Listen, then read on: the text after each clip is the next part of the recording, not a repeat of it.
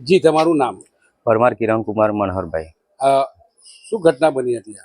અમે સુરીવારી ભાગોળ મોટા ફળિયામાં રહીએ છીએ. ત્યાં આગળ અમે હરસિદ્ધિ માતાનું મંદિરનો ચોક છે, ત્યાં આગળ અમે નવરાત્રિ નિમિત્તે સિરીઝોનું બાંધકામ કરતા હતા. ત્યારે જે અમારા પરમા સમાજના અમુક જે લોકો હતા, જે અમારા વર્ષોથી અમારા અનબનાવ ચાલુ હતો, તો એ લોકોએ આવીને ધાર્યા લાકડીઓ સાથે બધું કમ્પ્લીટ કરીને આવેલા એ લોકો, અને આવીને સીધું ગાળાગાળી કરવા માંડી છે.